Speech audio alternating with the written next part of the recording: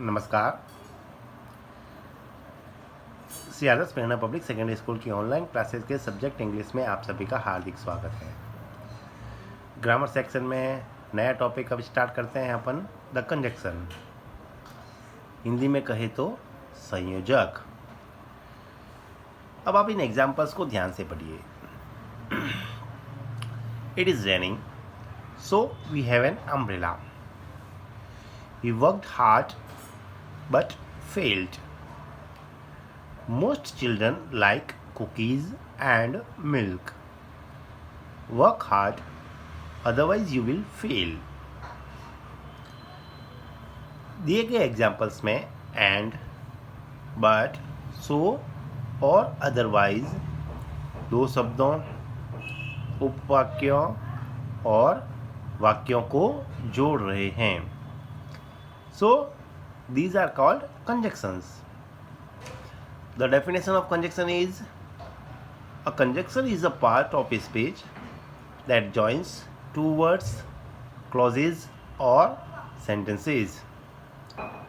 हिंदी में कहें तो वह शब्द जो दो शब्दों, उपवाक्यों या वाक्यों को जोड़ता है संयोजक कहलाता है।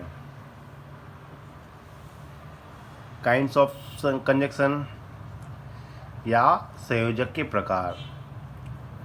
There are two types of conjunctions. Conjunctions दो प्रकार के होते हैं। First is coordinating conjunctions, in Hindi we can say समान पदीय संयोजक। Second is subordinating conjunctions, Hindi में कहे तो आश्रित संयोजक। The definition of coordinating conjunctions is: जो कंजक्शन दो समान पद वाले वाक्यों या शब्दों को जोड़ते हैं उन्हें कोऑर्डिनेटिंग कंजक्शंस कहा जाता है। एग्जाम्पल्स हैं: Naresh went to mall and bought some clothes. He is poor yet he is honest. Either complete it or leave it. दिए गए सेंटेंसेस में एंड, यट और इधर और शब्द दो समान पद वाले शब्दों और वाक्यों को जोड़ रहे हैं, अतः ये कोऑर्डिनेटिंग कंजक्शंस हैं। यहाँ पर कुछ और एग्जांपल्स दिए हुए हैं कोऑर्डिनेटिंग कंजक्शंस के, जैसे बट, हिंदी अर्थ होता है किंतु परंतु लेकिन, एंड हिंदी अर्थ होता है और, सो इसलिए और, या अदरवाइज अन्यथा, देयरफॉर इसलिए, यट फिर भी, बोथ दोनों, बट ऑल्सो किंतु भी, नॉट ओनली केवल नहीं, ईदर या तो, और या नीदर न तो नॉर। ये सारे एग्जाम्पल्स कोऑर्डिनेटिंग कंजक्शंस के हैं। The second one is subordinating conjunctions. जो कंजक्शंस एक आश्रित उपवाक्य को दूसरे उपवाक्य से जोड़ता है।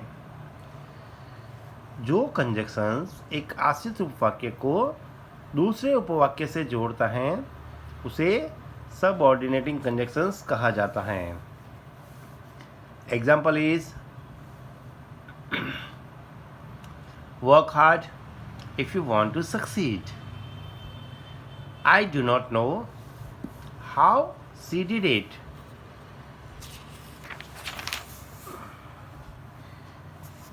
इन वाक्यों में या इन एग्जाम्पल्स की बात करें तो इफ और हाउ शब्द कोऑर्डिनेटिंग कंजक्शंस हैं, क्योंकि ये एक आश्रित उपवाक्य को अन्य प्रधान उपवाक्य से जोड़ने का कार्य कर रहे हैं।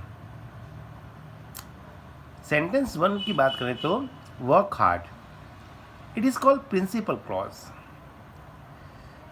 If you want to succeed, it is called subordinate clause. एक प्रधान उपवाक्य प्रिंसिपल क्लॉज, एक आश्रित उपवाक्य सबऑर्डिनेट क्लॉज। दूसरा सेंटेंस कहें तो I do not know principal clause, जिसे अपन हिंदी में कहें प्रधान उपवाक्य। How she did it subordinate clause, जिसे हिंदी में कहे तो आश्रित उपवाक्य। ध्यान देने योग्य बात है, विशेष रूप से अपन कहें तो यह जरूरी नहीं कि सबऑर्डिनेट क्लोज, जिसे हिंदी में कहते हैं आश्रित उपवाक्य, बाद में भी आए, यह पहले भी आ सकता है। जैसे एग्जाम्पल है आपके सामने, although he tried his best he failed. तो यहाँ पर आश्रित उपवाक्य है although he failed, he tried his best, यह प्रिंसिपल क्लॉज है, जिसे कहे तो प्रधान उपवाक्य। यहाँ पर कुछ सबऑर्डिनेटिंग कंजक्शंस के एग्जांपल्स दिए हुए हैं, जैसे as, after, before, because, if, when, where, although, though, how, that, till, until, unless, then, since, yet, etcetera. इस प्रकार यह टॉपिक अपना क्लॉज यही समाप्त होता है, जो कंजक्शन के रूप में जाना जाता है। धन्यवाद।